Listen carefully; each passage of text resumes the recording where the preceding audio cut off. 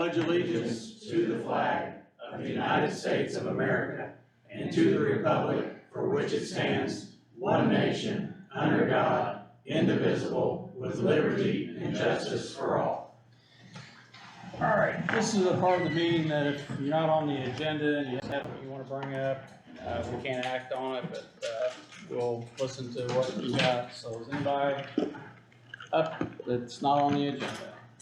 All right, moving right along. Mr. Miller. Yes. I know that we had an interview with you and two other individuals last week. We have decided that you are the person, so we're going to go ahead and vote to make you the part-time VA coordinator along with Denise. So I'll entertain a motion to hire Mr. Tom Miller. I'll make a motion to hire Tom Miller as part-time veteran service director, coordinator. Randy makes the motion, Greg. I'll second. I'll make that unanimous. So again, I think the county is more than blessed to have you as an advocate for the VA. So again, I appreciate your service to the country and future service to us on the VA board. So Well, I appreciate you guys giving me the opportunity to serve with the veterans of Scott County.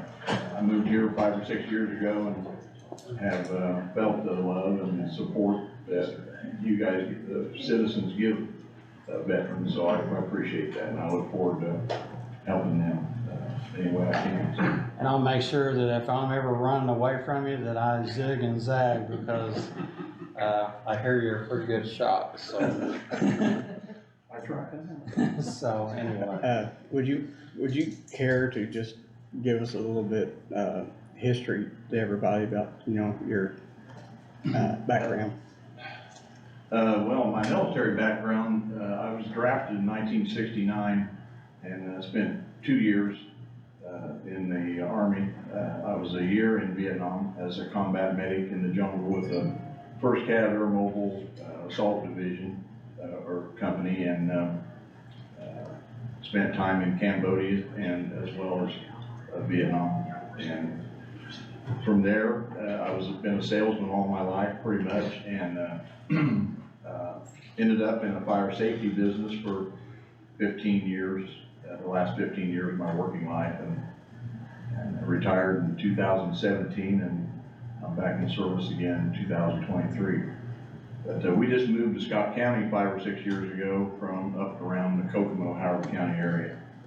And my kids started filing down here, and so my wife and I had to follow them. So we had previous history of working in this area with some of the accounts in my company, and I spent a lot of time down here, so we were pretty familiar with it, and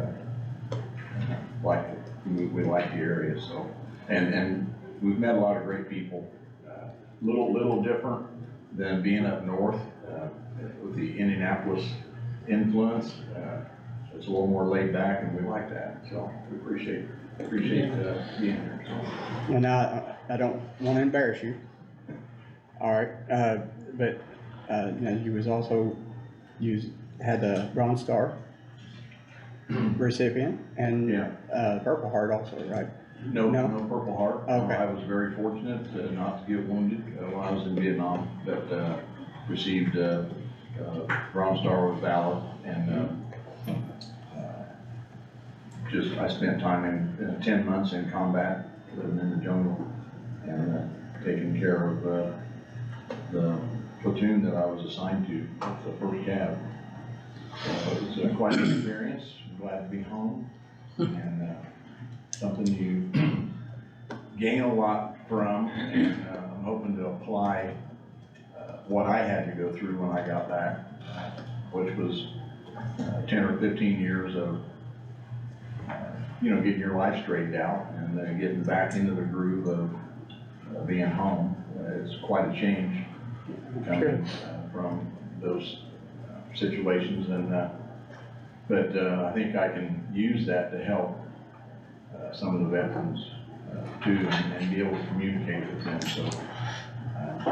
I go to reunions, have one where I go to a reunion with guys from my own unit who I actually fought with, served with, and it's some of the best therapy that you can have is to have fellow veterans that understand where you've come from, what you've went through, and you know, police officers and other people experience that, and so you sometimes people don't understand. But, Sure. Yeah.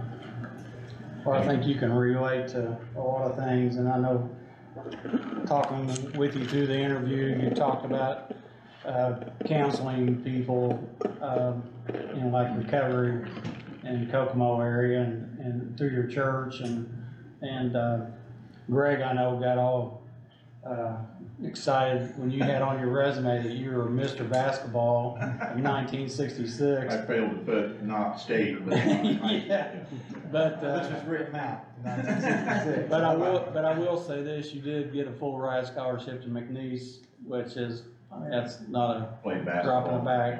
Yeah, so, again, And I did scrimmage against Rick Mount and a couple other famous guys, but that played for the Pacers, came down and tried out at our college and got to scrimmage against them. But yeah, Rick Mount was one of the strongest basketball players I ever went up against. He was something else. yeah. So. Well, again, welcome aboard, and we can do anything for you. Just reach out or have Denise reach out, and we'll get you whatever you think you need, so. Thank you for applying. We feel very fortunate to have you. Well, I feel fortunate to have the job, you know, and to be able to contribute. Yeah, very impressive, and thank you for your interest in helping others here. We certainly appreciate it. Very blessed to have you. Thank you. All right, moving along. Packet for you. Brittany. That's your. More paperwork. Sure is. I had to put it right, Mike. Did First of you all, I give want to them that? congratulate you on your new position. Thank you. And I know you've been out there a long time. Almost 15 years now. Yeah. A So, long time. congratulations. Thank you. We're blessed to have you. If you need anything from us, again, like I said, just reach out like Michelle always did and see what we can do. Appreciate that. All right. Did you get them the letter, Jenny, that you had to sign? I think I got it here. If not, I've got it in. Are you resigning already? No. I just need names on accounts switched from Michelle to me, so it's just kind of like a basic letter that allows me to switch names over, is all it is. I already have to hire a new public health nurse to fill my spot, and then we still have a school liaison hired, and now we need a new, I think I've got it. okay, non-medical case manager quit, so now I have to hire one of those. So starting off the bat, I gotta hire three new people, so Well, it's a matter. We'll get it. We'll get a good staff. so do you have people in mind, or you? The school liaison, we do already have somebody in mind. I just need the council to finish their part next week, and then we should be able to hire her.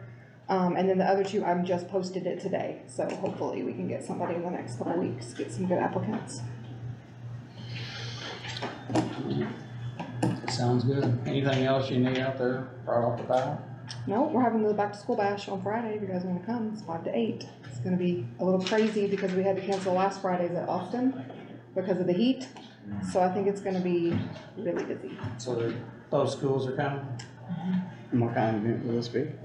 It is just like a community event, so they're gonna have tons of booths, tons of school free giveaways. Scott School District 2 is bringing a dunk tank. I don't know who's gonna be in it, but they're gonna dunk somebody in there. And then we're gonna do shots and then free sports What'd you physicals. say? You doing shots? No, vaccines. Not that kind of shot. It's not gonna be that kind of party. Not that kind of party. Well, you said it was a bash. It is a bash, but not for us adults, that's for sure. I know we've done one, years ago with the fire department at the Walmart. and, there was a lot of people show up for A those lot of people things. show up, yep. And, plus they, you know, so you're saying they get their school shots? School immunization. So they can get caught up if they're not caught up. Yep, and we went to the Austin registration last week and we did 177 shots up there. So we caught a lot of kids as they were going through. A lot of them didn't even know they needed anything, so it was good that we could catch them as they were coming through and get them done right then. The parents were really grateful they didn't have to make another doctor's appointment and take them somewhere else, so. And the physicals that's great too. I mean, it It's seemed like really my kid, hard. every time I turned around, he had to have physicals. Yes, and it's really hard to get them into the doctor and get that done, so it's nice that we have some nurse practitioners that are volunteering to do that for us, so it's really nice. What all was in the shot? Huh? What all was in the shot? What shot? The one that you, The ones I gave on Yeah, the other day? administered. All the school required shots, so meningitis, MMR, varicella. is that coming like one shot? Is it a milkshake or is it? No? No, it's just a sore arm. That's right, just, you get a free Band-Aid, I mean, we did have suckers. So how many shots is it? How many shots is what? Depends on what they haven't had, so. Right, So I right, mean, okay, I guess my question is, if what ages? you have somebody come in and they haven't had any of their shots, how many shots? If they haven't had anything at all, it depends on what age they are.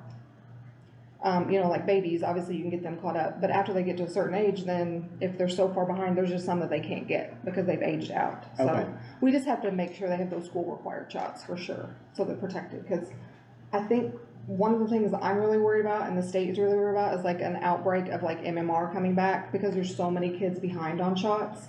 So that's one of the reasons why we're really pushing for them to get up to date on those school required shots, because we cannot have an MMR outbreak in a school. We've done a lot of things, let's not do that. Let's not go there. So we're really trying to push everybody to get caught up before they go back to school. It's been years since I've had any kids that was getting shots for something. Yeah, like and this, it's always so that's changing, why. it's always changing.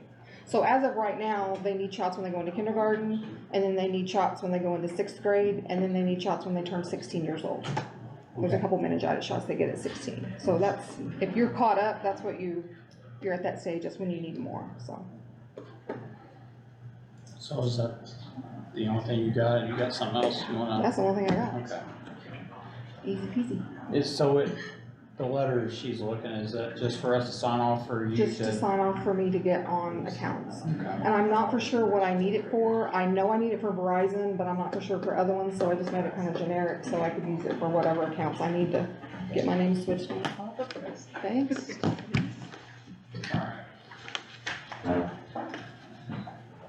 Alright, I'll just read You know, you. 3 signatures. No, it's just one. To whom it may concern, we are requesting that you replace the name on the account for our previous administrator, Michelle Matern, to the new administrator, Brittany Combs, so, and give her contact information, so. So I'll entertain a motion to sign this, be able to allow me to sign this and for her to change any accounts that she needs to. I'll make a motion for you to sign. Randy makes a motion to allow me to sign this letter. Greg? I'll say. I'll make that unanimous, so. There you go, man. Thank you guys very much. Alright, appreciate it. Again, if you need something from us, let us know. Okay, thanks. Kevin?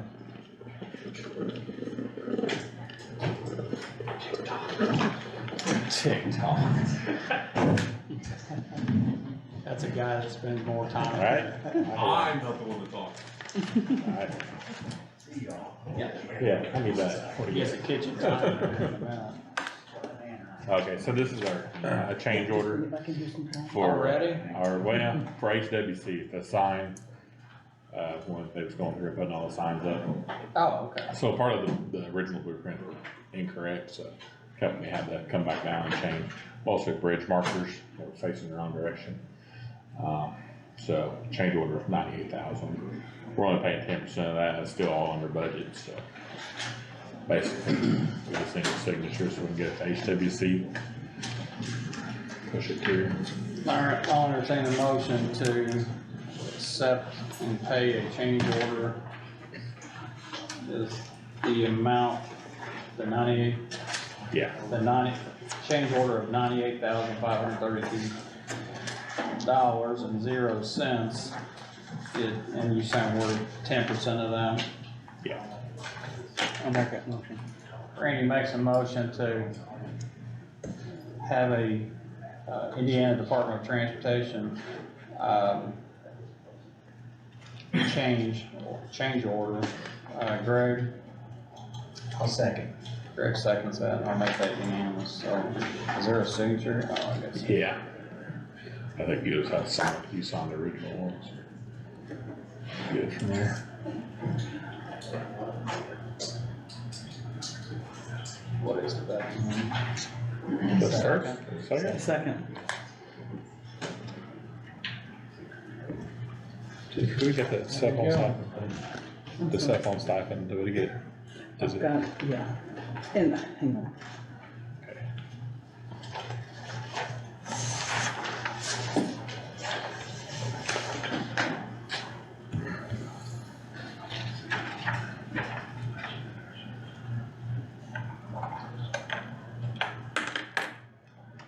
This is for the cell phone stipends.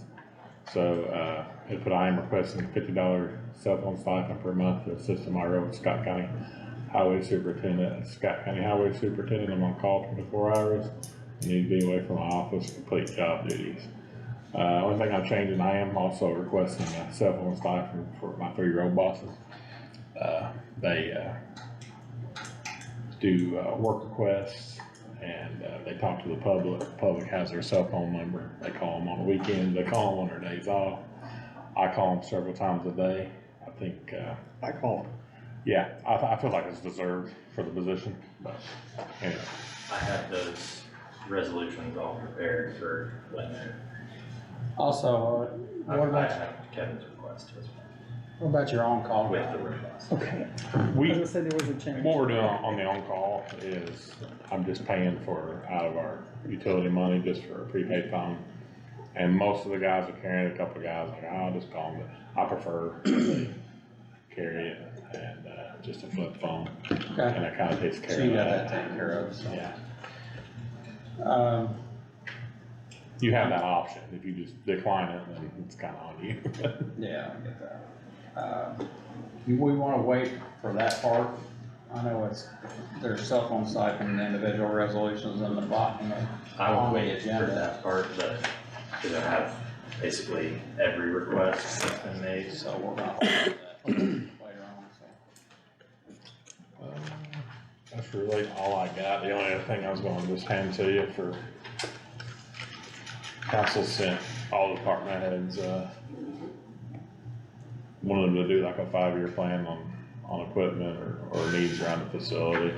So, out of the 10 years, this is what I'm gonna turn into them.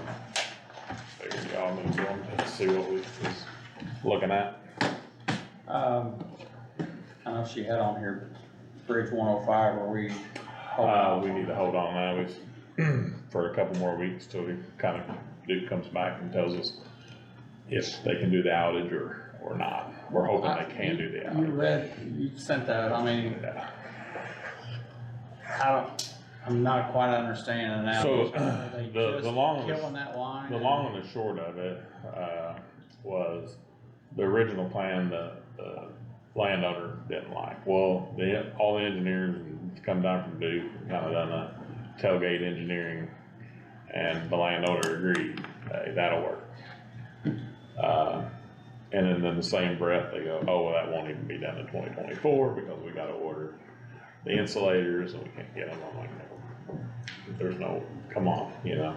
So anyway, after redesigning again and revisiting how we could do it, Silvacon could change some of their design to kind of meet what Duke needed as far as clearances on the headroom on lines. And they have to turn it into the CCE, which, to be honest with you, I'm not sure what that is on the Duke side, to see if they can do an outage for those lines. The contractor was there, or proposed contractor was there. He said he thought he could do it in a couple of days. Duke thought they ought to give him like a 2-week window to drive his pile. Once the piles drove for the bridge, then they can re-energize the line, contractor can finish the job. It's just a crane driving the pile up next to the lines. Yeah, it has to be so many feet. It has to be so many feet, that we don't have that currently. So if they'll agree to that, and they'll sleeve the line, crane goes in, does his job, they pull it out, re-energize the line, we're good. That's just a question that's gonna take a couple of weeks to come back. But who's gonna be out of power? Nobody, just listening to their conversation, somehow they switch lines at a power station and shoot it somewhere else. That's their. Comes from a different source. It comes from a different source. That they did have to check some things to make sure, because once they go down to one line, if they did have it, could take a whole town out. But that's things they do to make sure that they can do that. But I also saw that they said that we would pay for that outage cost. That was a possibility, but the particular engineers is there, that really wasn't their avenue. They had to take it to the kind of powers to be to see. And, you know, I told them I would read the request and ask them on that, and if that was the case. Our consultant didn't feel like that's the way that was gonna come back. He felt like that it would not come back, but it was brought up, so. We throw a squirrel in there. Right. Yeah, so hopefully if that comes back like that, that'll be the easiest way. And the landowner is happy. And landowner will be happy, With the changes. with the changes, yeah. And And, that's the cheaper way to go, the energizing instead of trying to relocate. So and we still have to, So what you're saying is that the poles won't move. the poles won't move, Okay, that, the poles won't. okay, now I understand what you're talking about. You know, we originally visited that idea before, and Duke wouldn't play ball because, of the design. So Silvercom felt like it was easier for them to change their design than it was Duke to change their design, so, at least speed wise. That's positive. sometimes you start with a bridge project and end up with a utility project. I mean, Yeah, we kind of went full circle, just to be honest with you, and came right back to where we was at. So we're getting pretty close. So when will they Felt know? like. They said give them about 2 weeks Okay. to get a response back from who they needed to, and, but they felt like it'd probably be okay. The contractor said he could accommodate. Yeah, he thought 2 days he could be done, but they have to turn in a request, and so they wanted to do a window, just to make sure that way they didn't have to go back and say, hey, it rained, we didn't get done, we need the power outage for a few more days.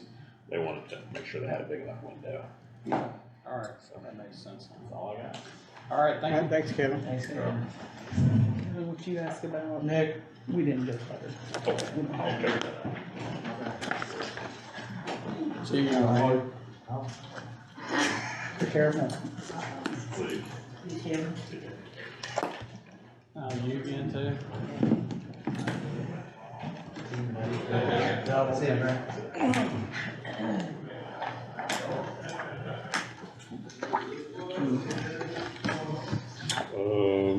Finances are up top if you have questions. Cool. If not, we can move on, but you have the same sheet we always get. Through July, we're at 1.14. Still on track? So 1.8, 1.9. Yep. Sure are. Good deal. Doing good, man. Thank you. Your turn. You wanna start them off? It says here you're supposed to say hi. Everyone say hi to you. Oh, Go hi. ahead. You have both. I think we're, I agree. Andy, you wanna introduce yourself and give us a little background on it? We came last meeting, about the door thing. There was some intermittent rumblings, so I, have a second option, and I just need to know what poison to bring Well, to my concern is still, and I talked to Andrew about this, is that, does it still work with what we have? And he says, no, it's a different system, but, do you see any negative? There's really no negatives with it. Both systems are good. What from Vector is what we currently have here. But it's all on site. There's no maintenance. It's just kind of, we own it. It's running. Sonatrol, on the other hand, is a lot cheaper up front, but you do have a mandatory 5-year contract for the services and for them to, of course, make up that money, but it's also 100% labor and a part warranty, as long as you have that contract. That's the biggest thing that I'm looking at from Yeah. my perspective as a department is I know that the monthly fee is, Andrew's not a big fan of subscriptions, and we've talked for hours about this. Yeah. My big thing is my yearly budget that I have for building maintenance is a fraction of what it costs for the year, is a fraction of what this costs. So it's a lot easier for me to pay, you know, $2,000 a year to make sure that all my labor and all my issues are covered, as opposed to run into what we run into now, that we've made it a few years and now it's $20-something thousand to replace. That is the next 4 years of my building maintenance line item. Like that's my worry. I get that, but where he was talking about before was with the $21,000 upfront, no service charge in the end. And for the years that we have had Vector, you've replaced one unit at $300, so, I mean, is that, That's the bad thing about maintenance contracts. You never know. It's just like insurance. You never know when you're gonna need it, but down the road you might. I'm indifferent. I'm just, there's a $22,000 or $24,000 upfront, or there's a $12,000 upfront. Like that's what but we're in looking 5 at. years, you're, It takes 10 years for us to surpass what so this you're initial at 2 contract. contracts. Correct, Yeah. 10-year cycle. So yeah, actually with Vector's maintenance and everything going on, it took 10 years for it to even out, and in 10 years you're probably going to be Upgrade. switching or upgrading to something different anyway, so. Equipment wise, Equipment wise, Sonatrol is actually a little better. I think, they are rebranded HID door readers, like what we have, they're just rebranded to Sonatrol. But one of the pros about that is that there is no on-site server that you need to run the software, it's all web-based. So Nick can be at home or anywhere and from his phone and just be able to like grant access to a door from somebody or set time zones and schedules and just do it from the fly and not worry about a server going down here or a connection being broken or. just have a battery backup. We'll be actually using my battery backup on site and the generator for failover, so. They're both really good systems, and it's like we said, Decade, they kind of catch up price wise, and Sonatrol's kind of a little bit more, user interface is better, it's web based and stuff, it's got that one plus on Vector. Randy, you got any questions, comments? I mean, no, not really. I mean, you think they're equally, it's This just the one's money got a- up front or the money, it's gonna cost us the same, it's just the money's either gonna come up front or it's gonna be in payments. Correct. And then if you know, the council's gonna have to come up with money all the time to make that payment. I'm gonna have to come up with money all the time to make that payment, yeah. And I mean,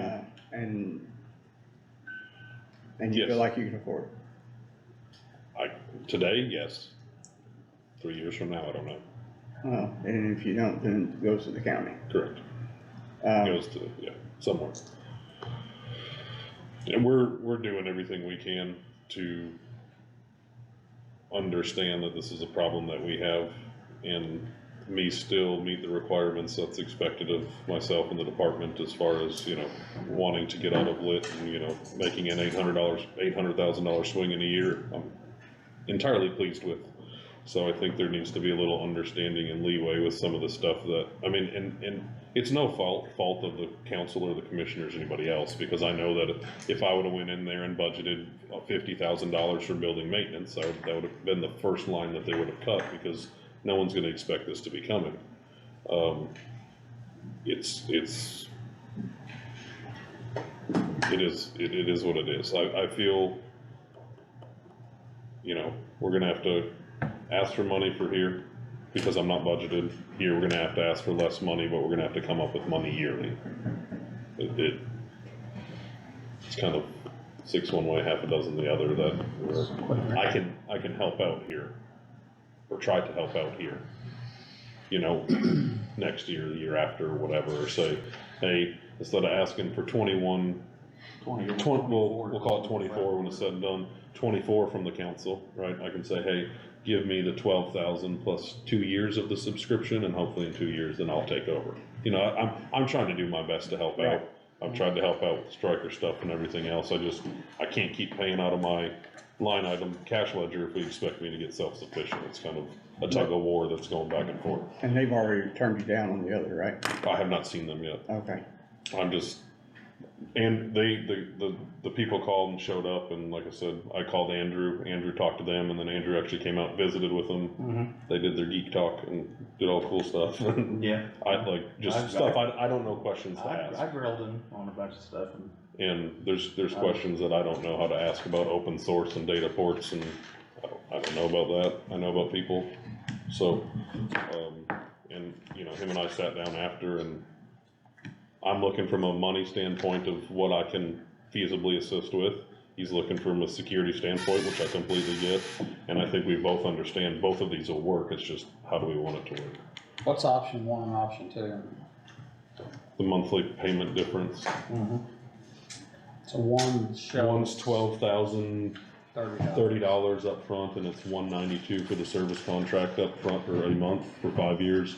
The other one is almost $18,000, and you can see the service contract got $87 or $83 subtracted from it. It's $100 a month. So, and they would do a discount too if we bill annually instead so of if we, monthly. yeah, so if we did like the $12,300 or the $12,030 one and agreed at the $192 a month. But instead of, if I know that I budget for, I think it's $2306 is what it comes out to a year, they would do a 5 or 10% discount if I just paid it all in January or all in February, knowing that instead of writing 12 checks for a year, I just write one. Okay. Greg, you got any comments? No, I mean, I feel like it's a level of security these guys need out there. Oh, I mean, facts. there's, you know, a lot of equipment messes and. I'm indifferent, it's just kind of giving you guys options from a monetary standpoint. I think both of them, correct me if I'm wrong, provide the same level of security and access that I need. Yeah. The one thing that this one did add that we had talked about is if in the future that we say that, hey, we need to have a video at the door, we're not adding anything extra, it already integrates with what we have. Like we're not having, Yeah, the brains, so that if you wanna do you're just adding the specific piece More instead of security. reruns of everything, glass breaks, door sensors. fire or everything. whatever. Yeah, it's all there, ready to, Baby boxes, that included in, baby box is already on its own It has to be on, standalone system. it has to be on its own entity. Standalone. is this hardware? Yes. All hardwired. Okay. All right, if you think that's a better way to go, then, and it's somewhat of a savings in the short run, so I'll entertain a motion to, I brought both of you, both, I saw that. so it's kind of either, obviously I'm not preferential, I'm just preferential we get something regardless of what it is. I'll entertain a motion to accept, is it Sonatrol? Mhm. Security system proposal, in the amount of $12,030 with a $192 a month service fee for a contract Of 60. of 60 months, so, Are you all right, you guys all right with either one? either one, either this or the Vector? Yeah.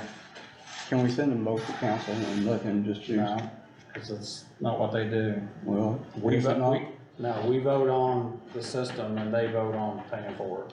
I know, okay. I'll keep my mouth shut, but, okay.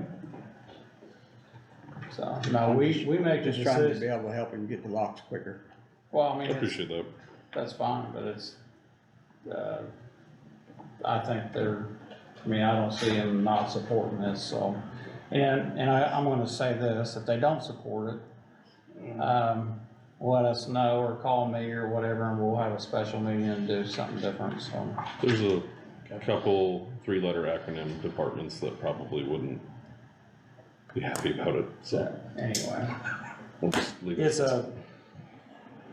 It wouldn't be different than the sheriff over there trying to get in his doors over there, and quite honestly, I remember one time the keys got locked inside and the power went off and nobody could get in. Oh, this is the signature. Several Sorry. years ago.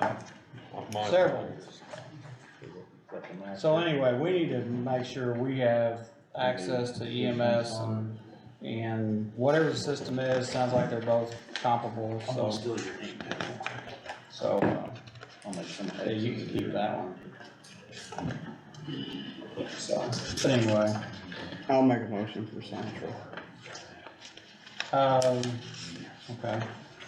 Randy makes a motion to accept the contract, from Sonatrol Security Systems in the amount of, like I said, $12,030 with $192 a month parts and labor service for 5 years, Greg? I'll second. Greg seconds that, I'll make that unanimous, what else you got while he's filling out something? X's.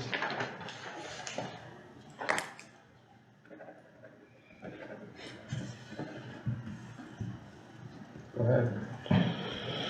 In the second thing in your package is for information, as of July 24th, we are a fully accredited, training institute as far as COAMPS and KHEP are concerned. We are no longer in a letter of review, and after a long 6-year process and hundreds of thousands of dollars paid, we have made our way into the one off-site KHEP and COAMPS accredited facility that there is. So I'm super proud of that, super proud of the work that Paige put in and and Kaylin and Danny and everybody that have been a part of this along the way. So that's the meeting that we met about last year that you had to be a part of due to being the dean and all of that, and it's finally come to fruition. So we'll still have to keep that. You obviously have to do classes at this point. They make you do 2 in a 5-year span, and then after that, it's at least 1 every 4 years. That way, they're not gonna give you an accreditation if you don't use it. So, This has been going on for several years. yep, And, was on a fine line of losing it.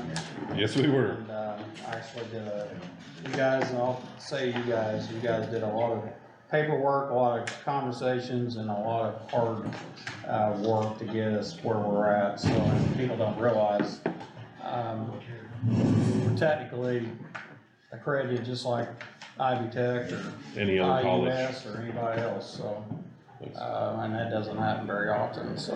Yeah, we are the one off-site facility. Everybody else is,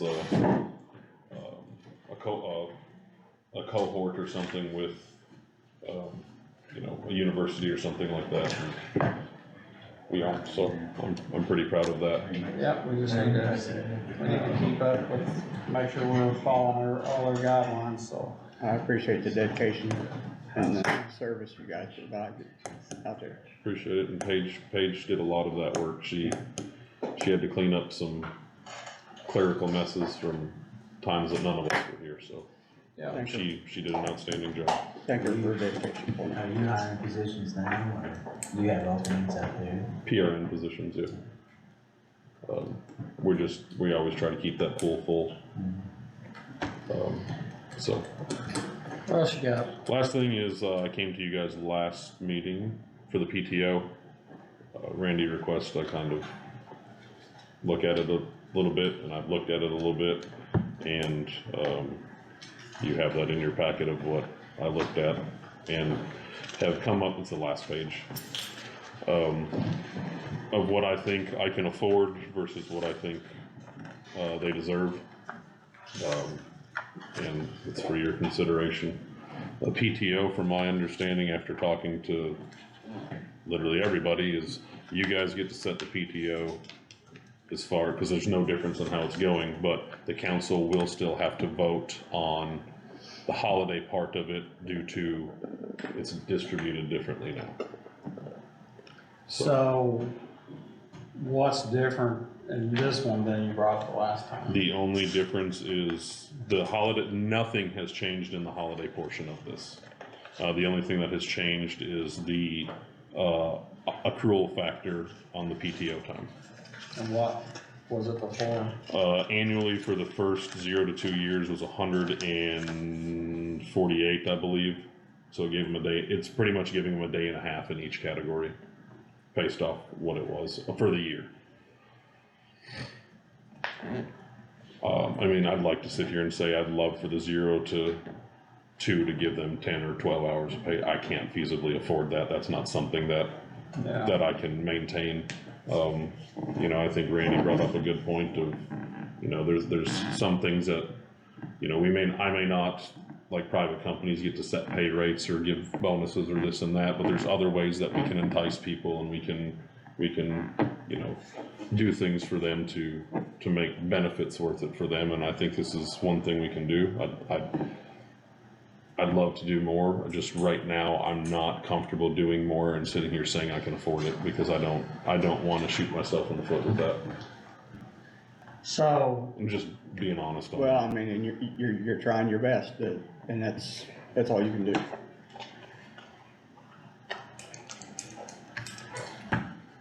so what is the calculation of what you came with before and what it is now? I mean, what kind of money are you difference? talking about financially? What do you mean? The difference between what I presented? What you brought last time and what you're bringing this time? Overall? Yeah, I mean, there has to be a cost. There because is. You've increased it. And I'm assuming you increased every line item here. They went percentage increase, yeah, so it'd be across the board. So over what it was, what I brought you, it would be an extra 18,000 a year, potentially. They have to take the days, so. But that's for 18 people. That's not individually, that's the service payroll as a whole.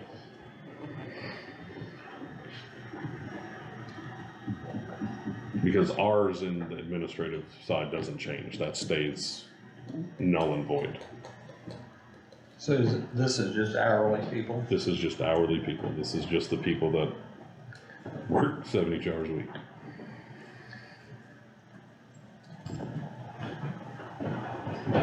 Just curious,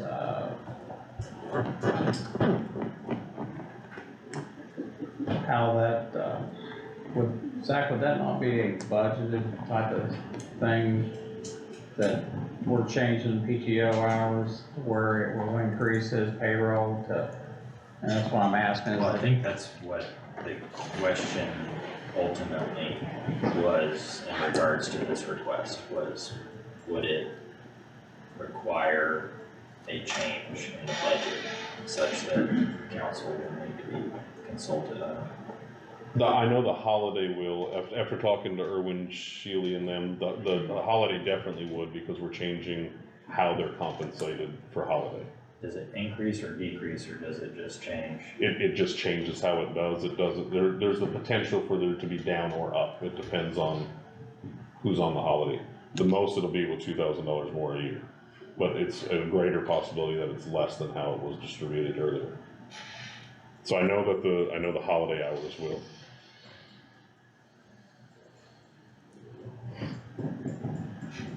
And that's where I'm getting at, is we're changing something that's gonna change somebody's budget. Well, and I would go back to this idea that, you know, if all of this is outlined in the ordinance, so the addendums to the ordinance for the, EMS. EMS's specific provisions within the handbook.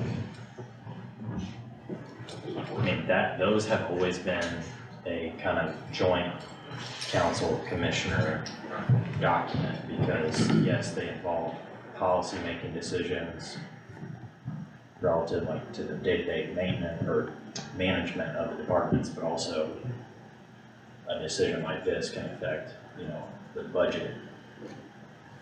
That's what I'm getting at, is situation, changing his so- payroll. Cause, yeah, I mean, it has the potential to, for sure. I mean, I know this year I'm covered in it, like, is there a written proposal that's been, okay, so if you wanted to, you could. Yeah, well, So you're saying this would, talking about this being 2024? Or you're gonna do this? I'd love to do it yesterday, but I'm not gonna look to give I horse in the think, mouth. I think probably doing it as we, making it effective in the new year so that council can deal with this issue during their budget sessions would probably be better than asking them to go back and maybe do additional appropriation requests or anything like that in the current fiscal year. On the other form you brought us, that you were just changing the handbook, was that already what was proposed before? So the one that I brought last time still changed both of them. It changed PTO and holiday. Okay. Because that's where I showed you guys in the handbook, we were earning less hours than, so that's why it was changed. Yeah.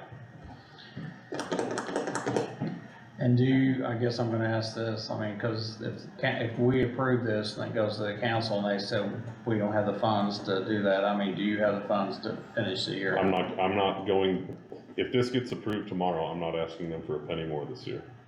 Okay. And then you can fight it out in the budget. You know, it's one of those things that we don't get to sit here and say that we're the highest paid service, this and that, and that's not bad. But if I can't afford $18,000 a year for 18 employees, I think we got bigger issues. Yeah, well, I get that, but what I'm trying to figure out is, I'm not, and I know the reasoning for the change in the PTO. I mean, cause we, you know, it's trying to get on board with the rest of the county employees, so. I would not ask for an additional appropriation for payroll. Okay. And you can timestamp that in there. Okay, comments? Yeah. I know how that mean, works. Kinda like what I said last time, I mean, we have made sure, we've all wanted to make sure that we've had to have the best ambulance service that we could possibly have. We've always made sure that he's had the equipment that he needs, and, you know, to have the best ambulance services out there, you don't get that from high turnover. If, my son, daughter, mom needs an ambulance, I want them to get the absolute best care they can get. And again, you don't get that from high turnover rates. The people out there do a good job, and I appreciate that, and I'm for it. Yeah, I mean, it's an incentive you need as a manager. out And I there. don't think I'm asking for anything out of the sort, so I'm not asking for, You need people to work, and they need to be incentivized for those days, and I guess my issue is, I don't like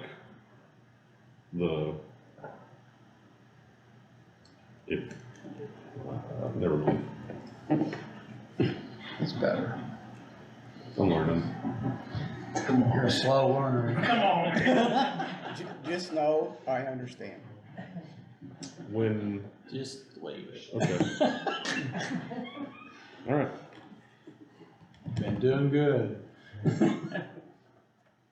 Alright, I'll entertain a motion to accept this, EMS PTO time earned value. So hard. So, I'll make that motion. Brandy makes a motion to accept the Scott County EMS Appendix B EMS policy addendum to the handbook. Changes their annual hours earned are based on a 56-hour week, and it changes their accrual factor and hours earned, so. As well as the holiday distribution. And as well as the holiday distribution, correct? Yes. I'll say, Rex seconds that, and I'll make that unanimous, so good luck. Thanks. Hey, do more of this I did. and less of this. I just did. I could have said a lot. Hey, you've done good. Chicken.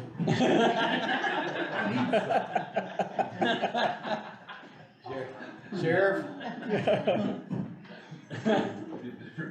I was just gonna open another Pandora's box. All right. How you doing today? I might come back up here when he's done. You're not. This isn't an open meeting. I'm back for the ARPA cars. I spoke to Zach, he's got the resolutions done, and so I'm back pleading, begging, you know. So what exactly are the car models and that you're looking for again? These are, one of them is the two duty cars, just, we're going pickup trucks. Because of obvious reasons, they just last longer, it's a better vehicle. They got a better trade-in value if you get that far. Yeah, So- and all around, everything gets Yeah. better with it. And, I guess, Dodge just announced that they are not making the Chargers next year. So That's what I big. heard. That's gonna be a big, you know what I'm saying, big So thing. speaking of that, does Ford still have is it a Taurus or a Focus or whatever? They do, but they don't sell them for police packages. The only thing they sell for a police package is a pickup truck. It's the same thing, you know. So everybody's getting out of it Yeah. technically. Yeah, they are. So, but Dodge is still gonna have the Durango, which I think the Durango's that type of vehicle has a place, you know. It's got a lot more room in the car. Especially where the cars are now, you know, I can remember back in 1992, you know what I'm saying? Yeah. The cars was bigger than the SUVs today. Oh, yeah. I remember my neighbor, Mr. Talbert, he was a detective for the state police, and he had the biggest car I ever saw. I mean, they had to weight him down to keep him on the road, so. Well, I remember as kids, you know, back before seatbelts, you know, was a big thing. We used to sit in the back seat, What's mom the- turned the corner, and you go sliding all the way across the car, and then they turn the corner, and then you slide back. They used to cut them out of the cars, we used to talk about that, that was just in the way. Yeah, that's a cool thing. So you're looking for two? Two duty cars and one transport car. The transport car will be a Durango, for that, cause they're just gonna be on the roads and, you know, interstates and highways. So what's the breakdown of the The price? breakdown on prices is, for the single, Durango is $52,472. Now that's completely equipped with everything. That's Walk out the upfitted. door. Yeah, it's turnkey, jump in it and take off. All we have to do is just put our radio in it, which that's, you know, Yeah. no big deal. And the, crew cab pickup trucks, 4x4s, they are $55,651 a piece. And that's completely red gold. Yeah. 55, what, 4? 651. 651. 6. Yeah. So, of course, I'm requesting it out of ARPA funds. Something that we need. We're getting our fleet, under, you know, we're getting up there where we need to be. And I'd given Greg and asked for a copy of one of these that I had. And you can see this here is our full-time guys. And the yellow is. So we've only got right now, we're operating with 3 full-time guys. It's over 100,000 miles. So we're getting there. So can I jump in real quick? Yeah. I'm trying to figure out exactly. So I did go through the different quotes, but just so I understand, 3 vehicles and 2 trucks, 2 trucks. 1 Durango. Okay. And the lowest vehicle quote that was provided looks to be provided by Community Ford of Bloomington, which is a F-150 Yeah. police responder. Yeah, it is, but that's not upfitted. Makes sense what I'm saying, that doesn't include none of the Okay. upfittings. So are you saying that they did not meet the specifications that you gave them when you quoted it? Well, that is, I can't say that, that's the way that Community Ford does not outfit vehicles. John Jones is the only one that does that. Okay. And as a dealer, that's the reason why we're using that. That is a unique thing for John Jones to do, is to outfit those Prices vehicles. So Yeah. this, so I would say that first off, that this quote just was for a vehicle that was not specified in the solicitation, right? Yeah. I mean, this is kind of the issue, is that ARPA requests in excess of $10,000 require that the solicitor, being us, submit a detailed list of what's necessary to the quote or and that we receive those based on the same set of specifications, so we can come up with the best fiscal policy for those specific purchases, so we either have to basically exclude this one or say, based on the idea that it just was not to the specifications provided by your office, or, you know, I'm not exactly sure how we exclude this. Well, I think that we exclude it by, it's gonna cost us $20,000, we can add $20,000 to that bid, it costs us $20,000 to upfit, you see what I'm saying? So it didn't meet the specifications. Right. That's probably the best way. Yeah, it's not an equal quote. So then, and they, I think this is the same entity, or no, this is GM, but maybe it's the same Roberts. Did they do They did a GM quote, a Ford quote, and a so couple they of did a Dodge GM quotes. quote for Chevrolet Tahoe, Mhm. That would be close. which also came down in at 46, Yeah, and then add 20,000 to that too. so it also would be. So then we're left with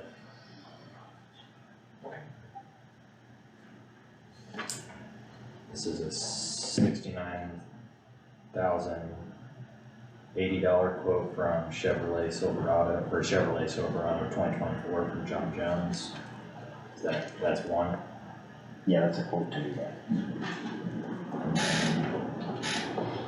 John Jones said that they qualify because they've got 3 different car companies. They qualify for separate, you know what I'm saying, bids. Does that make sense to you what I'm saying? They're like John Jones, Okay. Police Division, John Jones, and then there's 3 different And I'm companies. just trying to figure out. Yeah. We're buying 3 vehicles, all the same vehicle? No, No, there's, two are trucks and one Durango. yeah. So were there separate specifications given for one vehicle and then for the 2? No, they're the same specifications, it's a vehicle that's, your transport vehicles have all the same things as a regular vehicle does. Okay. It's just a Durango instead of. I mean, I don't know these things, right? Yeah, no, It's hard for me to. It's gonna be a usage thing, it's how it's gonna be used. I'd say.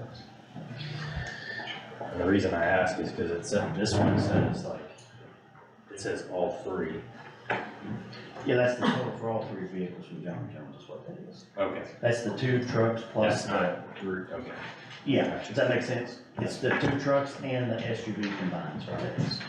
So that's the quote from the Ram Crew, That's the crew cab, yeah, 4 crew cab. and then this is the John Jones Chevrolet Silverado.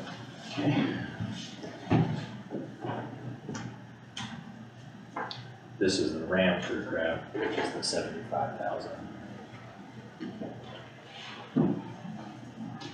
We have a Tahoe, Okay, that's the 64. That would be for Durango, Tahoe would be for Durango. And then you have a, these are all 752, 472. And this is where I get, I don't know. So this one has transport on it. It looks like it's the same. No, it's actually not the same. So then there's. Maybe you wanna come up here and look at this?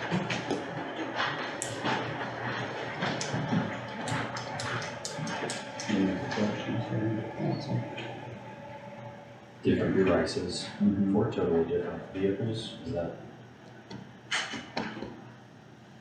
They're different specifications, right? It's a different engine type. Right, I don't know where the actual difference is as far as just other than the price line.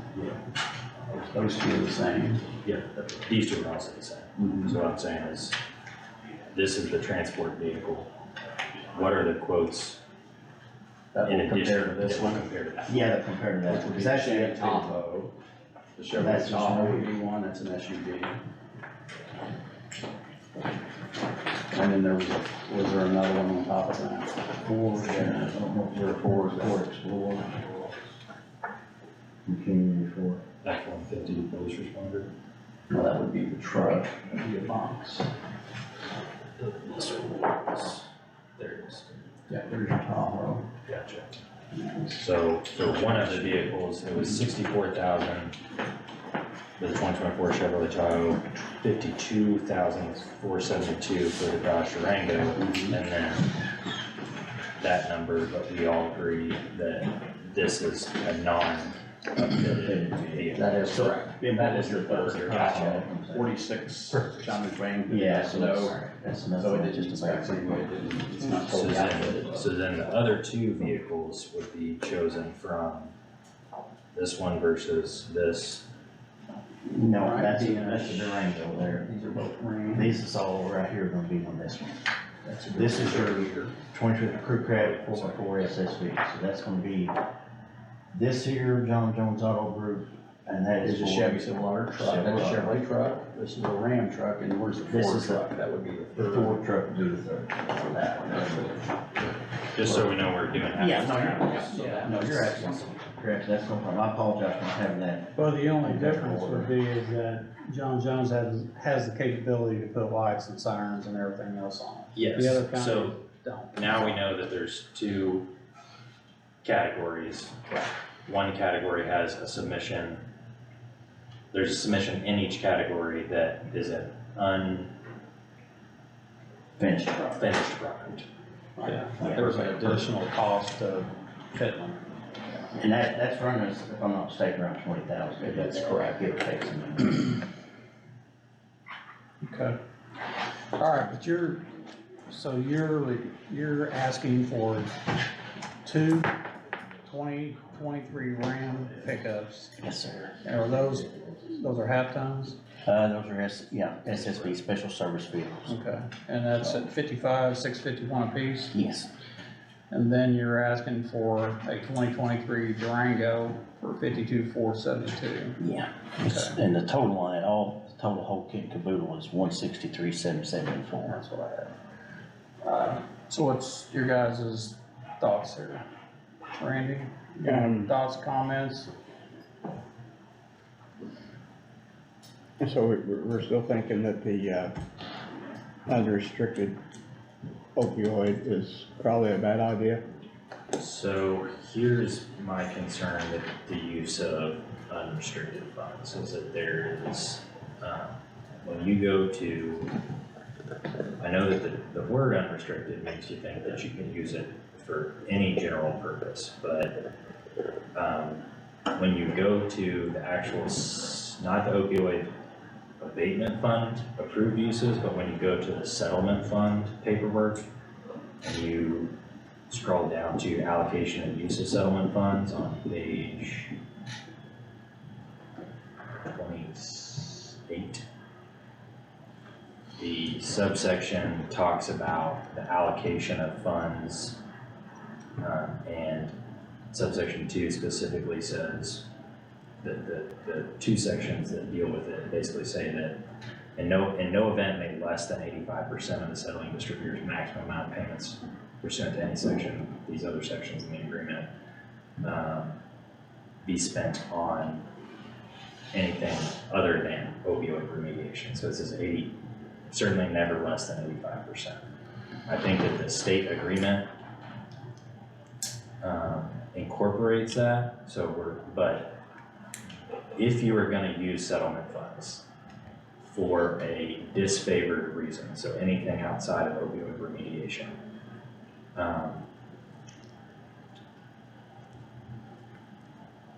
Can I ask you you, have to. what's opioid remediation, what's the definition of that? It The reason why I is- say that is because these vehicles be used to transport opioid folks, you know what I'm saying? To facilities and that kind of stuff, so. That's, So.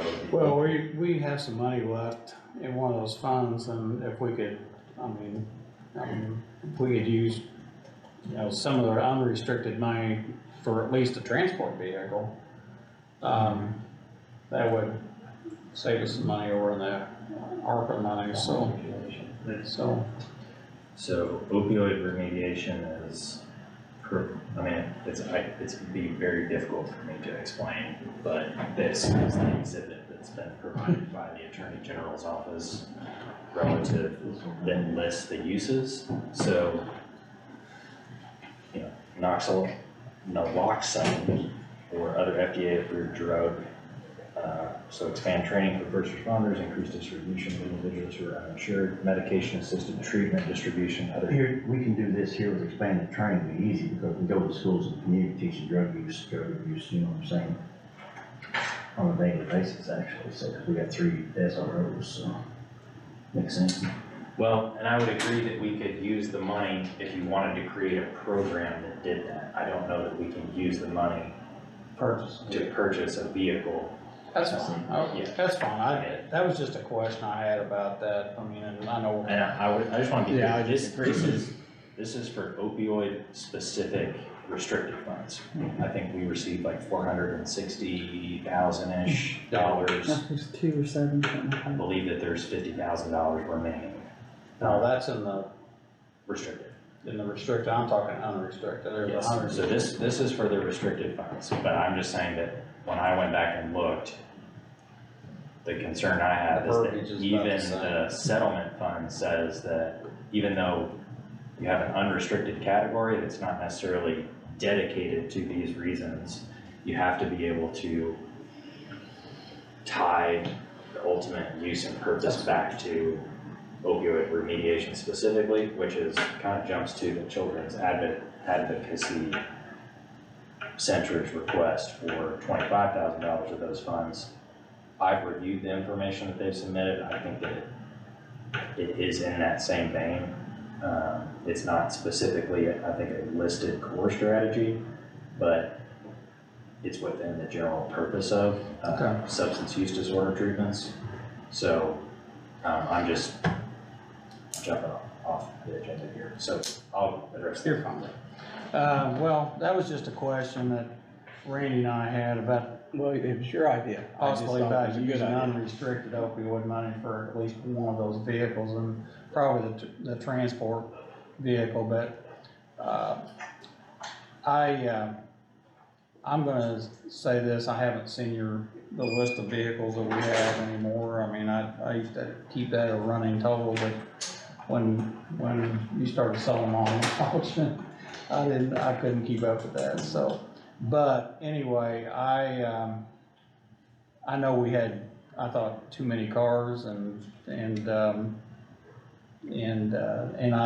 I will agree that, vehicles out here run on the road, especially police cars and deputies' cars, and, doesn't take long to, run up mileage on them, so, and the more miles you have on them, the more wear and tear, and I think they need to have, you know, excellent equipment, and, don't want to see anybody getting hurt or, having a situation where, you know, it's because of a vehicle, so, I was just throwing a curveball, trying to think, hey, if we took one and paid it with some of that opioid money, that it would fly, and that's fine, I'm not opposed the other way, so.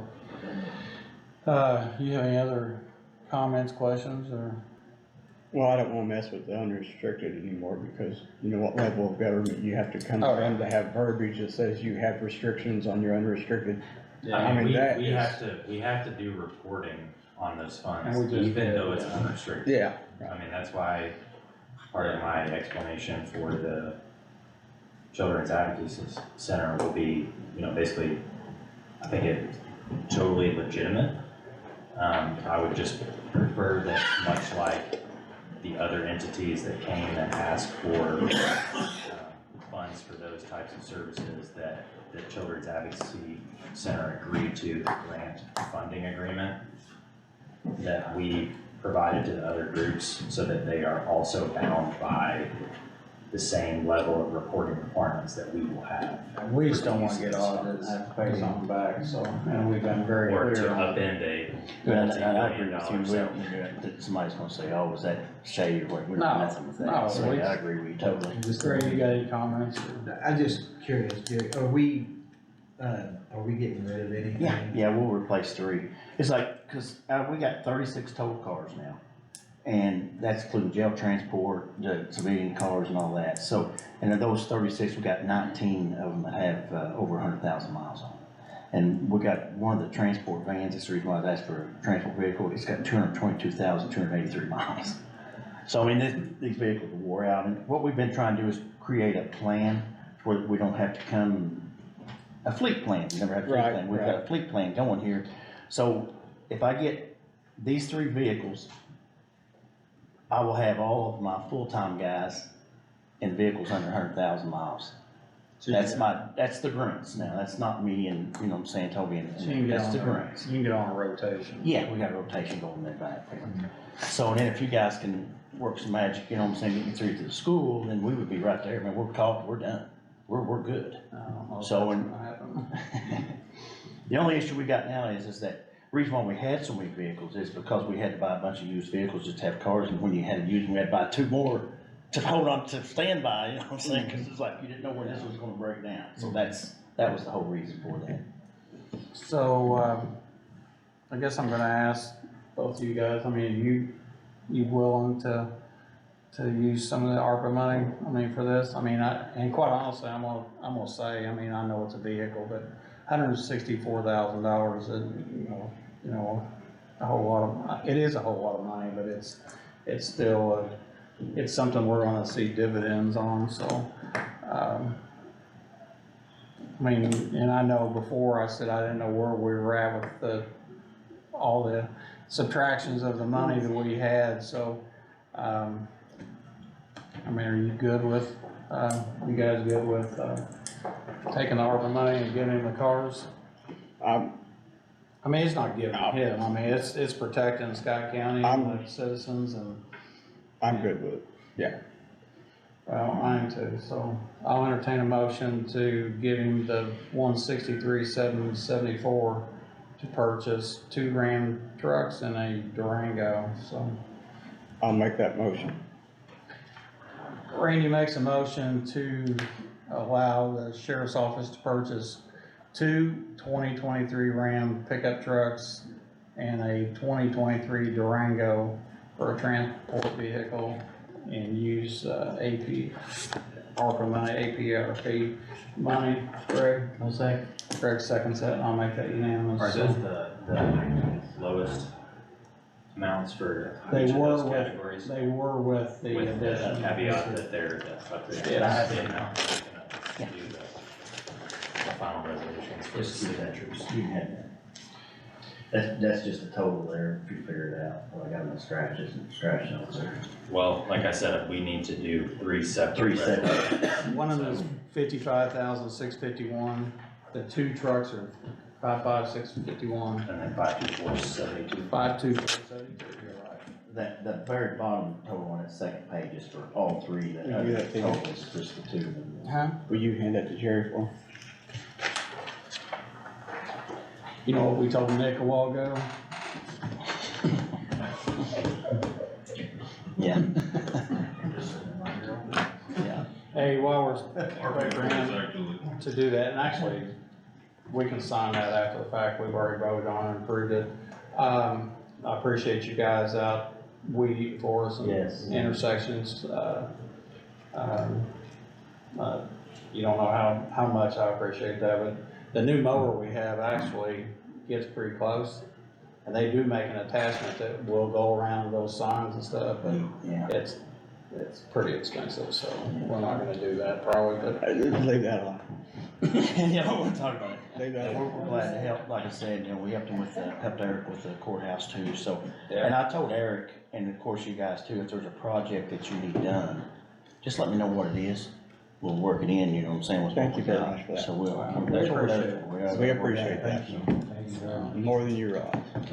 Anyway, if you're done, we don't really, I mean, he's gonna print that out and we're gonna sign it later and then you can go to council and ask, beg, ask and borrow and lead. Now, are you guys gonna come with me to council Tuesday? I won't.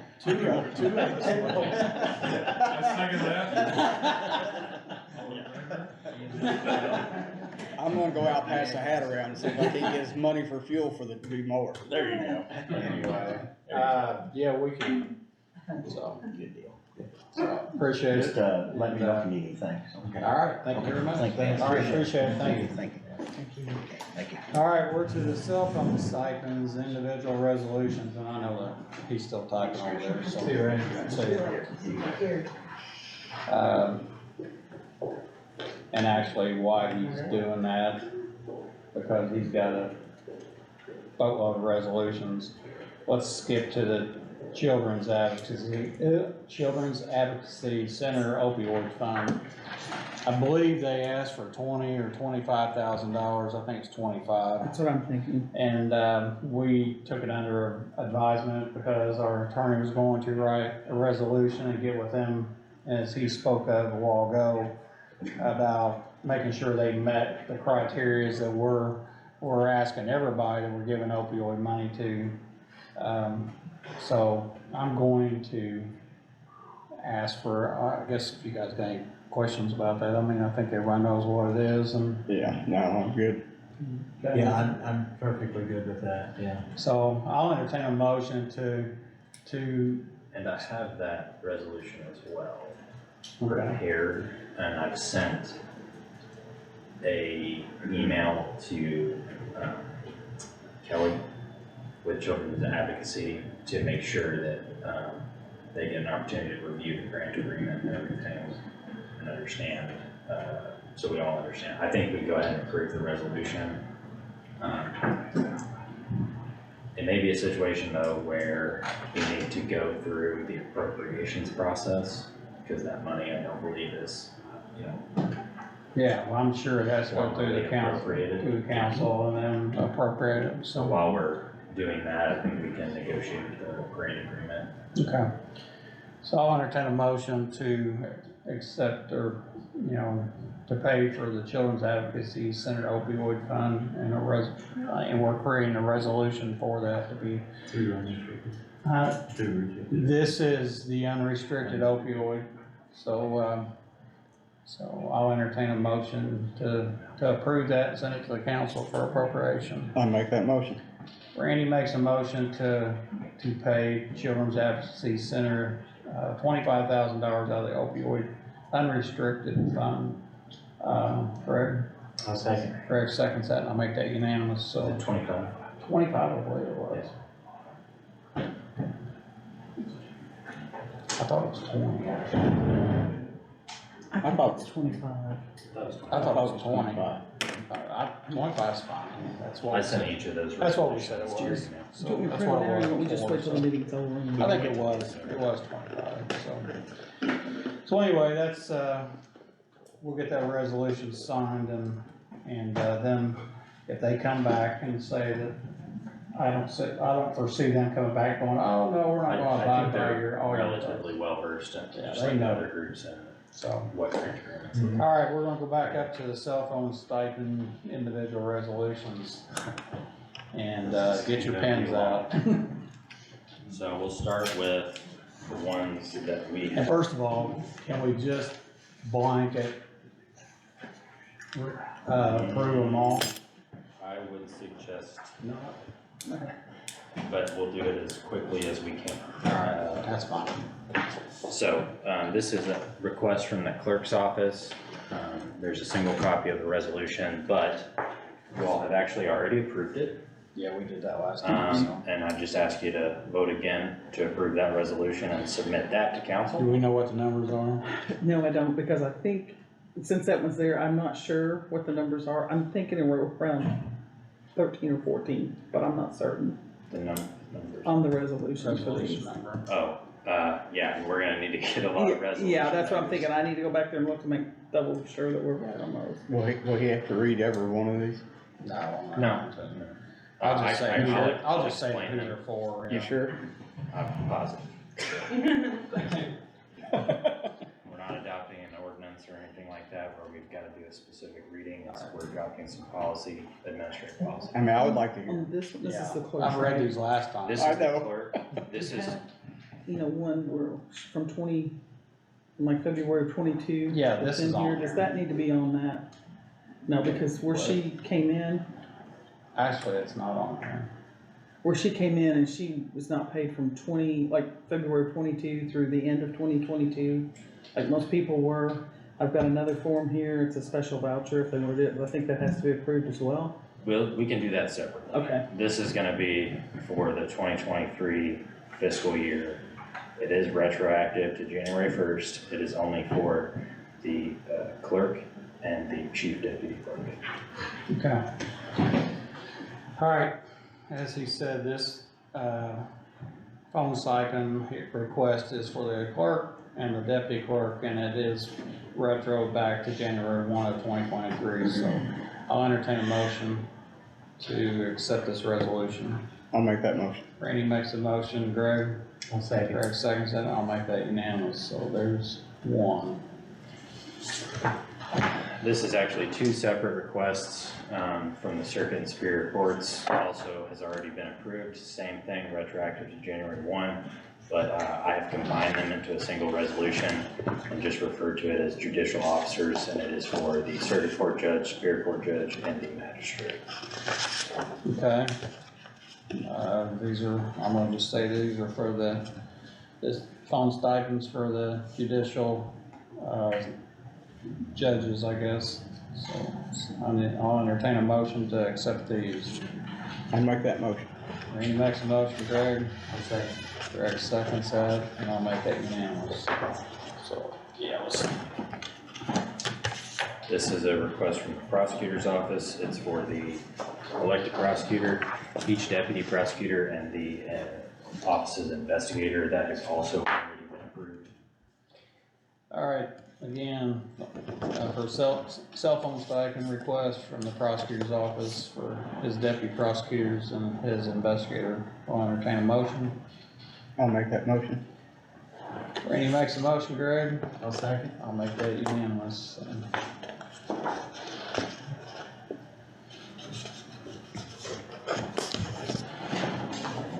You doctor? This is for the treasurer's office. It is for the elected treasurer and her chief deputy, retroactive to January 1st of this year. It is not, to my knowledge, We haven't. been acted on, but we're going to. All right, this phone stipend is request is for the, this says within the clerk's office. Is that correct?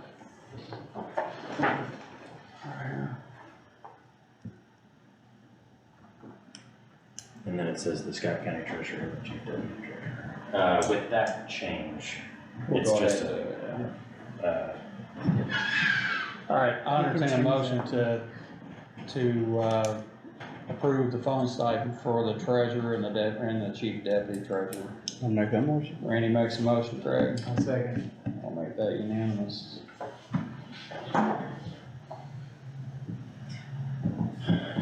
and then this is for the Scott County Highway Department, and it is for the director of the Scott County Highway Department and each road boss, meaning 3 additional positions within the department, so a total of 4. Yeah. All right, this is a new one we haven't voted on, so it's approving a cell phone stipend request for the highway department for the director and for 3 additional road bosses. I'll make that motion. The highway. Randy makes a motion, Greg, I'll second. Greg seconds that, I'll make that unanimous. This is for the EMS department. It is for the director of the Scott County EMS, deputy director, and the training officer, so 3 positions. We'll not approve the director since he talks too much. So, but anyway, this is also an approval for the cell phone stipends for EMS. It looks like for the director, the deputy director, and the training officer, so I'll entertain a motion. I think it's a good idea that EMS could just be able to be contacted, so yes, I would make that motion. Randy makes the motion, Greg, Second. I'll make that unanimous, so.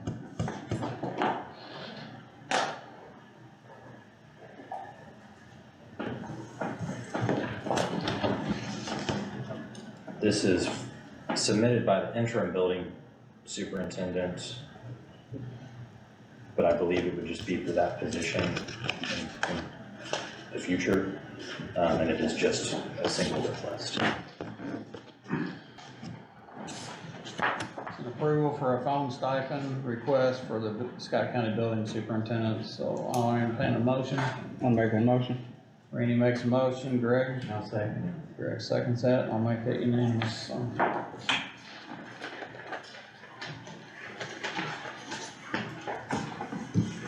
This is for the EMA department. It is for the director, the deputy director, and the 2 supervisors with the department. Again, we're approving, cell phone stipends for EMA director, Yes. the, deputy director, and 2 supervisors. I'll make the motion. Randy makes a motion, Greg? it. I'll second. Greg seconds it, I'll make it unanimous. And this is for community corrections, and it is the director, 4 case managers, and the field officer. So this would actually be 6. I have a question about this one. It says Scott County EMA. Would that be 911 center? Because they're 2 different identities. They submitted it as an EMA Yeah, request. I think I've got the letter here, do you wanna look at that? Because they, EMA is a separate identity than 911, and EMA doesn't have supervisors. They have a director and a deputy director. But EMS, or It maybe 911, was submitted as an EMA 911. that's fine. I mean, it's 2 different positions, but I just wanna make sure we're doing it right, so. Here you go, I'll let you look at that and see. I should have put it in stock for Coconut Ink Company before I Just took grab this one one. of the judge's pens up there. Oh, here. Oh, Huh? This says from the executive director, 911, I It respect does come on Scott County Emergency Communications Agency. EMA, yeah, I respect that as a source, I can. So, it's one and the same. The community corrections was the director, 4 case managers. 4 case managers and a field officer, so 6 total. I think we are, I don't know, I'll do it again. Approval for a phone stipend for community corrections, looks like it's for the director, 4 case managers and a field officer, so I'll entertain a motion. The 5 phones though. 5, yes. I'll make that motion. I think it's 6. I think it's Actually, 6. it's 6, because there's a director and a deputy director. Oh. I still make. the No, it's a director, 4 case managers and a field officer. Okay. It's 6. Randy makes a motion. Greg? I'll second. I'll make that unanimous, so. Sorry. Is that all of them? That is all of the cell Started getting phones. used to it. Pins are getting lighter though. That's it? Okay. All right, the LAO resolution revision. What was changed on that? Oh, it was Take off changed the- on that, We removed, I think, 55,000. the annual payment Yeah. amount. It's just the original 233 or 2 something. 288,492. Oh. 288,492. Yep. Was the That was total that amount. So, I'll maintain the yearly out of budget, budgeted numbers. yes. And so this would need to probably go through again, an appropriation, which you probably did. Yeah. Council. All right, this is a resolution approving a purchase, for, through the ARPA fund. And this would be for a computer program, and I believe the price is $288,492. And everything looks to be exactly the same as we read last time, except taking out the part where we have a yearly,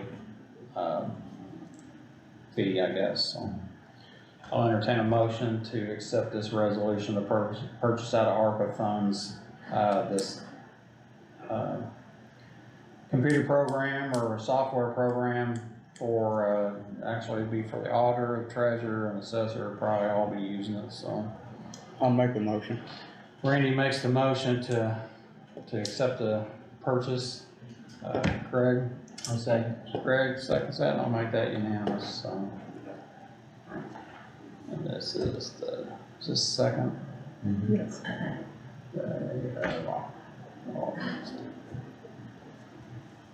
And there were 3, and no.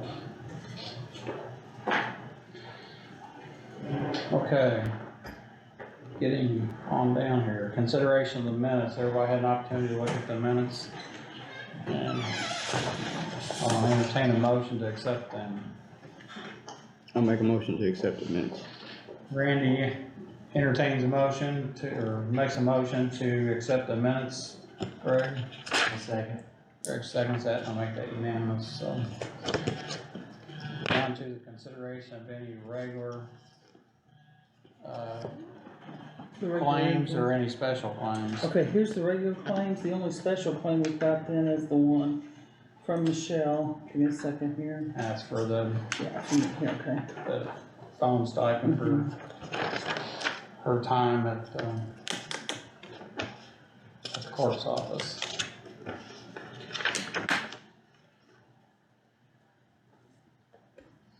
That's the same thing, it's all $900. I'll entertain a motion to accept a special claim for phone stipend for our clerk for looks like February through December for the calendar year 2022 for an amount of $900. I'll make that motion. Randy makes a motion, Greg. I'll second. Greg seconds, and I'll make that unanimous, so. Everybody had an opportunity to look at the regular claims.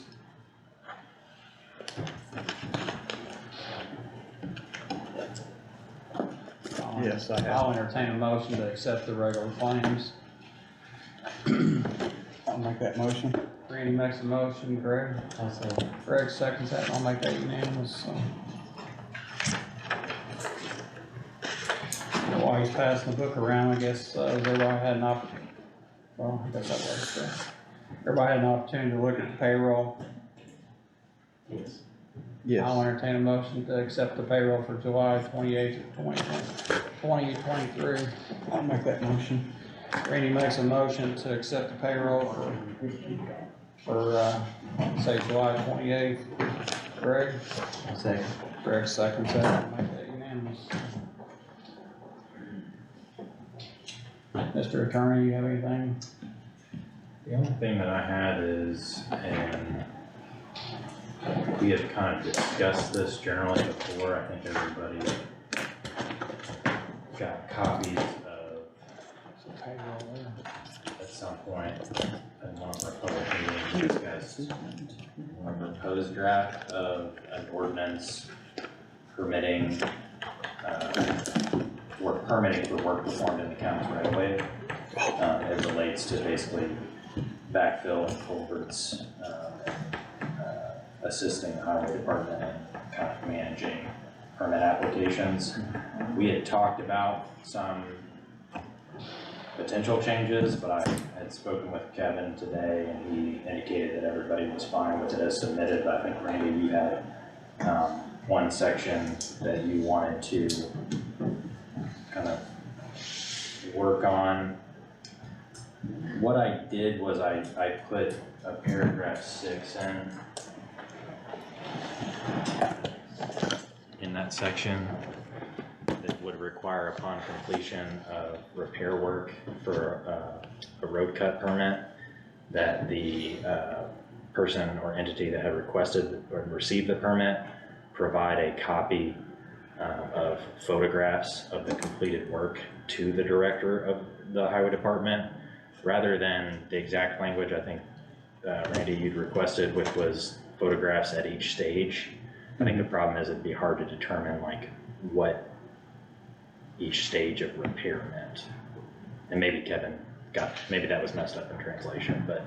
Well, I mean, like, you would have your backfill, then you'd have your rock, and then you would have your where you're pounding the rock in, and then you would have your layer of asphalt on top of that. So you want 3 pictures of every step? Yes, at different angles. I think the only issue is we'd have to define the stages at which you would need to take each of those pictures, because this is an ordinance that, that would potentially have a penalty associated with it. So if you're gonna enforce it by a monetary penalty, you would need to specify. And I mean, I guess,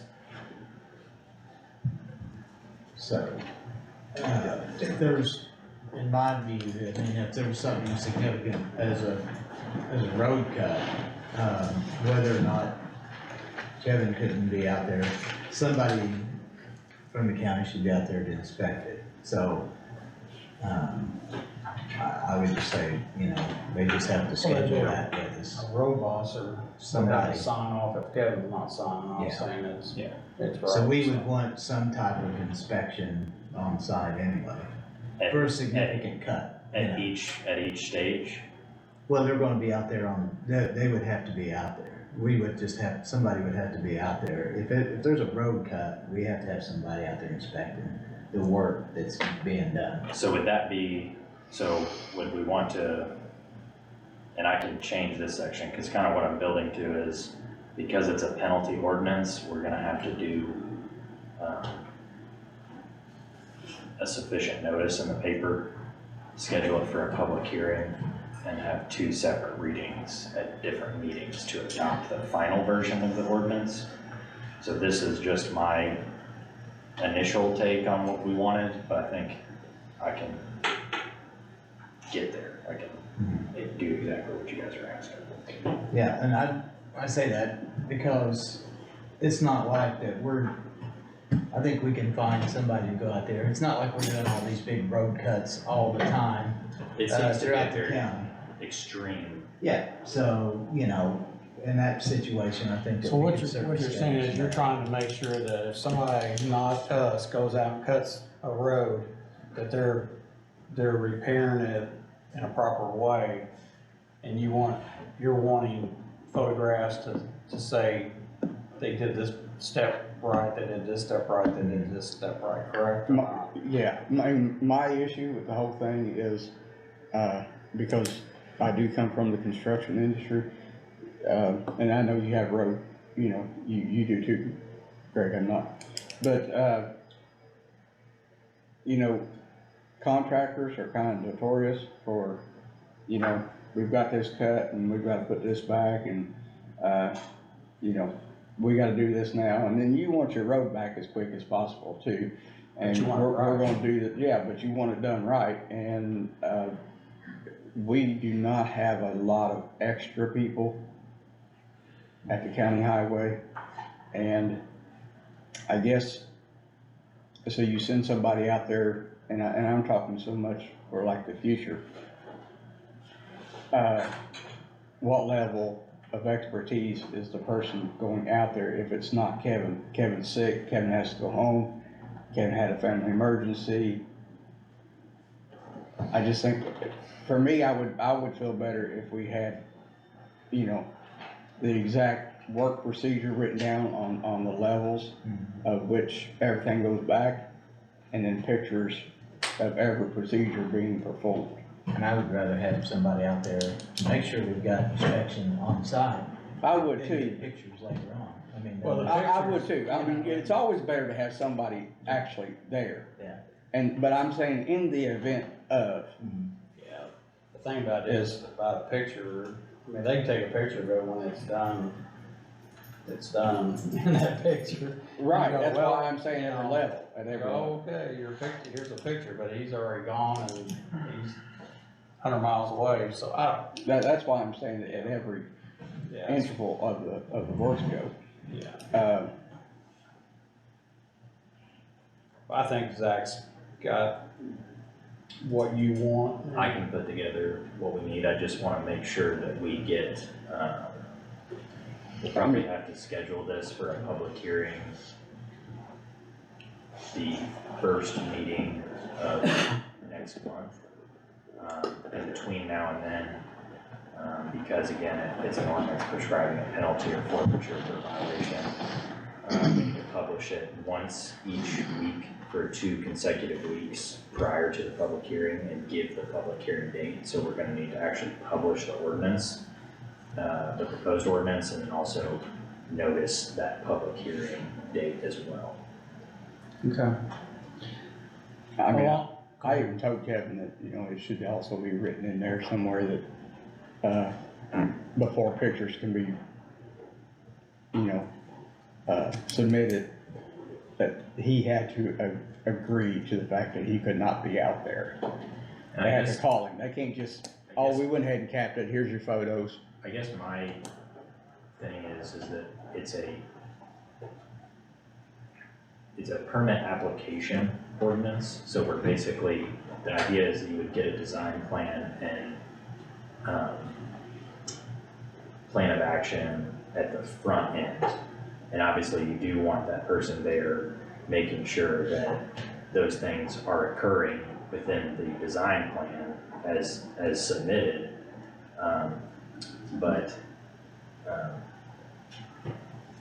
Taking those merely taking up, like if all I put in there is you just gotta take the picture. And it doesn't say, you know, the picture has to be submitted to a person, that person has to approve that stage, then you can move to the next stage. So I don't know if it actually gets at making sure that we're at each step following through with the overall plan that was submitted. And I think that we could put something in there that would require them to document the stages and provide those to a designee, the director or his designee, you know, at each stage of the proceeding. And that way they can have some discussion back and forth as they move forward. Because whoever's out there inspecting, we already have specifications already submitted in this permit that says what type of borrow, what type of aggregate, you know, those types are already listed in the permit, so that would help in most of our guys anyway, say, yeah, this is what they're putting in, this is what they're putting back, this is what they're. Okay. Yeah, combining those two, I think gets us to what you guys both want. Yes. Yeah. Okay. Well, I mean, I was just trying to think ahead a little bit on what may pop up. Yep. And I think the idea is that the road goes back exactly the way that it was, you know. Yeah. Or better. Or better. yeah, Craig, you got- because we definitely don't want, you don't have to go back through and repave everything. Yeah, and I mean, I think the ordinance is very clear that like, you know, road cut permits are disfavored, you know, it's not gonna be a situation where it's just everybody's coming in to do road cuts. Yeah, it'd be few and far between. Yeah. But we're covered. Yes. I don't have. I just have one thing and then something else, But anyway, I asked Kevin to order some 30-mile-an-hour speed signs. I have probably for I'm gonna say at least 6 months, if not longer, been talking with some people on, I'm gonna say, they call it South Boatman Road, I call it, or not Boatman Road, South Double or Nothing, I call it Landfill Road, but I wanna make sure that we're doing it the right way, that, and I told her and the other homeowner there that it would go as far as there's homes, and she was, they were fine with that. I guess where I need to make sure that we relate that to law enforcement that says this is this isn't an option, this is the law. I just wanna be clear, I don't think that any speed limits are optional in the county. That's my opinion. I don't have any enforcement powers necessarily in most situations, but I think the only thing that you would need to do for the roadways that we have talked about is Notify. approve an ordinance that identifies the Stretch of road. stretch of road that qualifies as what the statute defines as urban district. Yeah. And as long as it meets that statutory definition of urban district, then we are not changing a speed limit. Speed limit by law is 35 miles an hour once posted. That's it. Well, I think this, if I'm not mistaken, is 30. And actually it's 30, I'm sorry. Not In an urban, without doing a Without doing a speed study, study, it is 30 miles an hour. it reverts to 30. So where I was wanting to get is that when he gets the signs in, we need to pass our ordinance, give the ordinance to law enforcement so they know that stretch of road is 30, and then we post it, so, that's all I got. I saw two people come in, I wanna know if you guys, Donna, you guys wanting something? Well, we'd like to make, an inquiry about the veteran service officer, we done missed that, I guess. Yes, we hired Tom Miller, I don't know if you know Tom Miller or not, but he is a Vietnam vet, decorated Vietnam vet, 74 years old. He is also, comes from Kokomo area up there and very impressive. He's counseled in recovery centers up there, he's counseled vets. Well, I don't have a problem with, any of that business. I've been trying to get down to the VA hospital for 3 months. And Denise would tell me that this guy's coming to pick me up on such and such a date. No call, no show. Okay. Had to call down and cancel my appointment. This is the third time I'm trying to get there. And today, I seen a clipping in the paper where they're supposed to be in the office, Monday and they're through not. I've run over there 3 or 4 times and there's nobody there. Let me get, I know you both very well, so let me, get with Donna in the morning.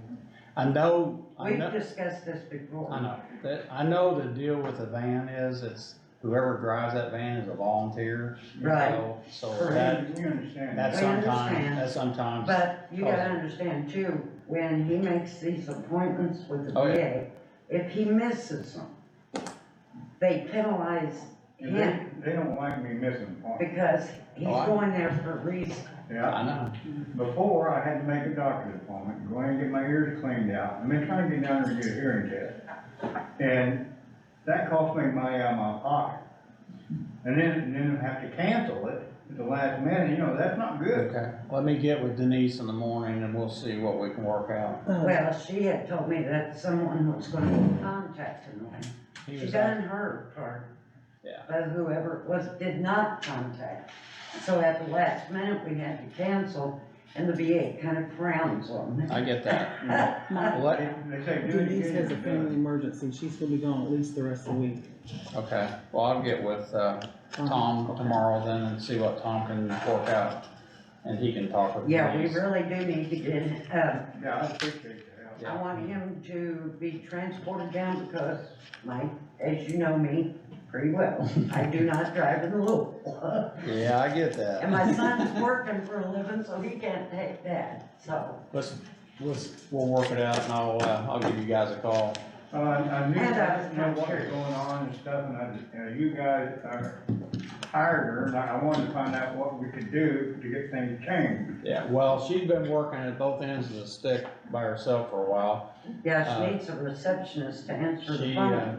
Jennifer just said she had a family emergency, so she's not she's gonna be out the rest of the week, so I'm I'll get serious. with Tom tomorrow and see what we can do. We've got a good person, I believe, in place now to get that turned around, to help Denise too. Well, So, it's kind of frustrating when you call Sure. and you don't get an Yeah. answer, and then if you leave a message, they never return your call. I've That's drove lack of over respect. there, I've had 20 times trying to catch somebody.